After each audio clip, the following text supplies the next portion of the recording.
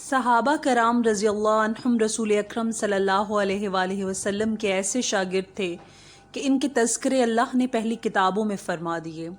مثال کے طور پر حضرت عمر رضی اللہ تعالیٰ عنہ نے جب بیت المقدس جانا تھا تو جس کیفیت سے جس انداز سے وہاں پہنچنا تھا وہ اللہ نے پہلی کتاب میں بتا دیا۔ اپنا غلام اور سواری کے ساتھ ہیں، عدل دیکھیے، سبحان اللہ، عادل مشہور ہونا تھا، دنیا کو انصاف کر کے دکھانا تھا، تو اس غلام کے ساتھ باری طے کرتے ہیں کہ آپ اتنا پیدل چلنا، میں سوار ہوں گا، پھر اتنا ہی آپ سوار ہونا اور میں پیدل چلوں گا۔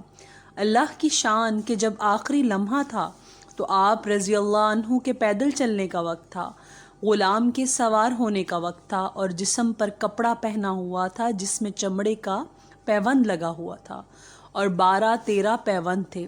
تو غلام نے کہا، حضرت آگے تو لوگ ہوں گے، میں اپنی خوشی سے کہتا ہوں کہ آپ سوار ہو جائیے، میں پیدل چلتا ہوں۔ فرمایا، نہیں، میں انسان ہوں، مجھے تھکاوٹ ہوتی ہے، آپ بھی انسان ہو، آپ کو بھی تھکاوٹ ہوتی ہے۔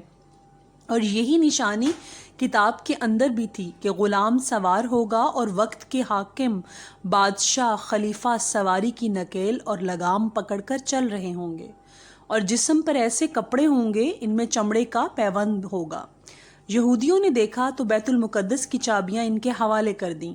آج دیکھیے، اگر ساری دنیا کے مسلمان جمع ہو جائیں کہ ہم بیت المقدس کی چابیاں لے جائیں تو یہ ان کے بس میں نہیں۔ ایک ہستی ایسی تھی، معلوم ہوا اس ہستی کا پلڑا آج کے سب مسلمانوں سے بھاری ہے۔